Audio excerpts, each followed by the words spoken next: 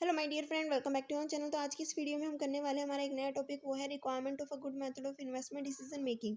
यानी कि अगर हम कहीं पे भी इन्वेस्टमेंट कर रहे हैं तो कहीं पे इन्वेस्ट करने से पहले हम डिसीजन मेकिंग करते हैं कि कहाँ पे किन किन चीज़ों को ध्यान में रख के हमें कहीं पे इन्वेस्टमेंट करनी है। तो बहुत सारे मेथड होते हैं, ठीक है। उनमें से कौन सा मेथड हमें चूज़ करना चाहिए कहीं पे इन्वेस्टमेंट डिसीजन लेने के लिए, तो वो बातें हम पढ़ेंगे कि requirement of a good method of investment decision making क्यों रिक्वायरमेंट होती है कि हमें एक अच्छा मेथड सेलेक्ट करना चाहिए अगर हम कहीं पे भी इन्वेस्ट करने से पहले डिसीजन मेकिंग कर रहे हैं। तो क्या क्या रिक्वायरमेंट होती है? It should be based on the cash flows rather than one on profit and और एक्सपेंडिचर। यानी कि अगर हम कहीं पे इन्वेस्टमेंट डिसीजन मेकिंग कर रहे हैं तो सबसे पहले हम ये देखते हैं कि कैश का फ्लो कितना है, कैश कितना इनफ्लोज है, कितना आउटफ्लोज है। सबसे पहले हम ये देखते हैं रेदर देन प्रॉफिट कितना है या फिर कितना एक्सपेंडिचर है। सेकंड पॉइंट ये कहता है कि it should give the absolute value of the gain और लॉस। ये हमें क्या दे? एब्सोल्यूट वैल्यू दे कि एक्चुअल में कितना गेन होगा या कितना लॉस होगा अगर हम कहीं पे भी इन्वेस्टमेंट करते हैं। ये हमें किससे पता चलेगा? एनपीवी से। अगर आपने एनपीवी पता है क्या होता है तो आपको ये पॉइंट समझ में आ गया होगा।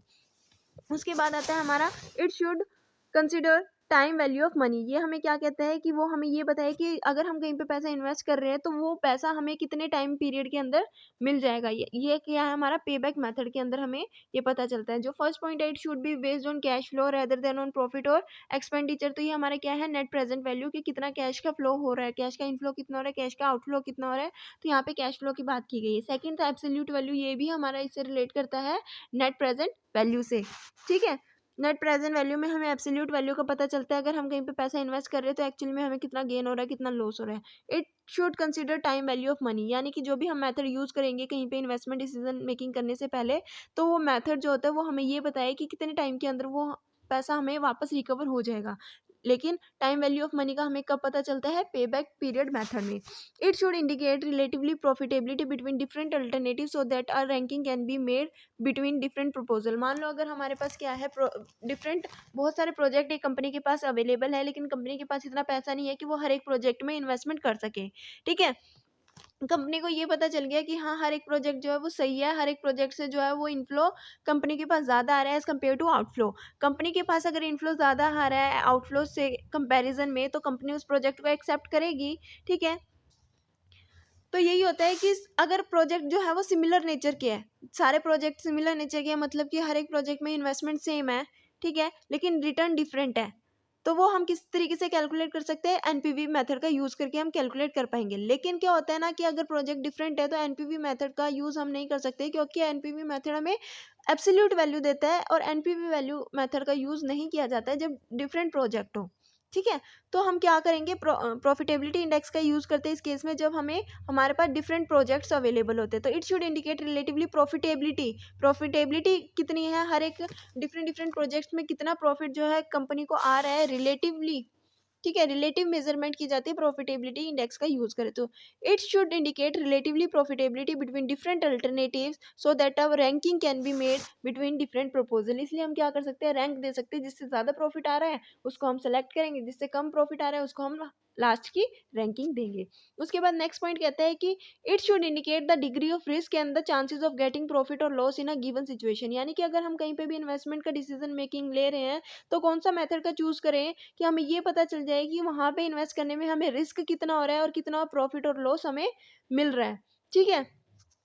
उसके बाद आता है हमारा cash flow to be covered over the entire expected life of the assets rather than few years only. यानी कि हमें ये पता होना चाहिए कि अगर हमने कहीं पे पैसा इन्वेस्ट किया है तो जो भी हमारी एक्सपेक्टेड लाइफ है, ठीक है, वहाँ पे इन्वेस्ट करने की, वहाँ से हमें कितना पैसा जो है वो रिकवर हो रहा है, ठीक है। तो there is probably no method which will possess all the above alternative but different method to possess some of them। यानी कि यहाँ पे हमने जितने भी मेथड देखे हैं कि अगर हम किसी भी प्रोजेक्ट में इन्वेस्टमेंट कर रहे हैं या कहीं पे भी हम इन्वेस्टमेंट डिसीजन ले रहे हैं तो कुछ हमें एक स्पेसिफिक मेथड का यूज करना चाहिए। लेकिन जितने भी यहाँ पे पॉइंट्स हमने पढ़े हैं वो सारे के सारे पॉइंट किसी भी एक मेथड में नहीं आते। कोई पेबैक मेथड का मेथड में आता है, ठीक है, कोई जो है नेट प्रेजेंट वैल्यू के अंदर आता है, कोई प्रॉफिटेबिलिटी इंडेक्स है, ठीक है, कोई आई आर आर है, कोई ए आर आर है, यानी कि average rate of return method का यूज कर रहे हैं। तो यहाँ पे ये कहा गया है कि डिफरेंट मेथड का जो है वहाँ पे यूज किया जाता है, ठीक है। कोई भी एक मेथड ऐसा नहीं है जिसके अंदर ये सारे के सारे पॉइंट जो है वो अवेलेबल हो।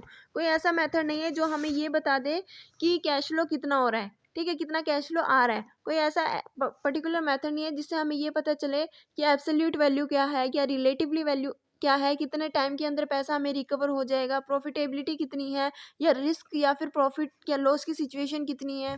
ठीक है, तो ऐसा कोई एक पर्टिकुलर मेथड नहीं है, डिफरेंट डिफरेंट मेथड के अंदर हमें डिफरेंट डिफरेंट बातें जो है वो पता चलेगी। तो ये था आज का हमारा क्वेश्चन, एग्जाम में काफ़ी बार आ चुका है, पहले भी बता रही हूँ। तो ध्यान से इन पॉइंट्स को समझना और करना, क्योंकि अगर किसी ने ये सारे के सारे मेथड्स का समझा होगा, ठीक है, इन सारे मेथड्स पे रिलेटेड वीडियो देखी होगी, तो आपको अच्छे से समझ में आएगा ये क्वेश्चन क्या कह रहा है और किस तरीके से आपको इसका आंसर लिख के आना है। वीडियो अच्छी लगी तो लाइक शेयर सब्सक्राइब करना मत भूलना। Thanks for watching.